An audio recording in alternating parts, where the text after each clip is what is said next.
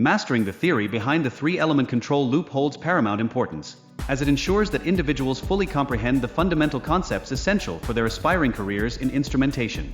Have you ever wondered what lies at the heart of effective control systems? At its core, the three-element control loop comprises an indicator, a controller, and a control valve. Together, these components engage in a delicate dance, working in unison to maintain process variables with remarkable efficiency. But how do they achieve this intricate balance?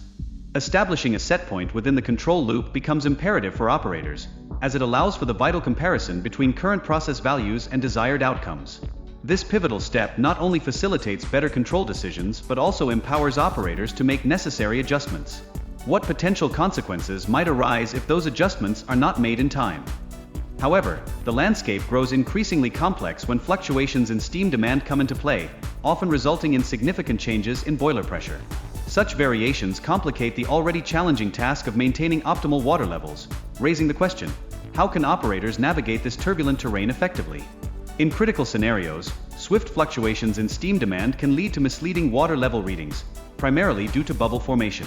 This phenomenon necessitates vigilant monitoring, forcing operators to ask themselves, are they prepared to avert potential operational crises?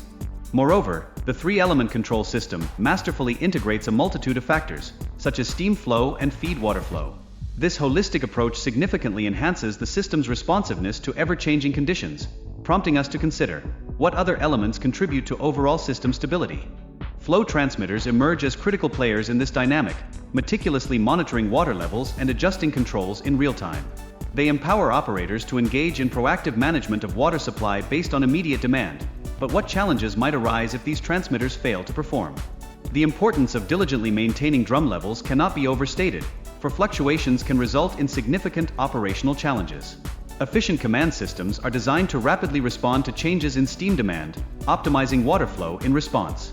But how does one ensure that the system remains resilient amidst unexpected shifts? Ultimately, utilizing multiple elements within control systems serves as a robust strategy to tackle unforeseen situations. This meticulous and thoughtful approach ensures that the system can adapt with finesse, maintaining consistent performance even when faced with adversity. What might the implications be for those who neglect this intricate web of control?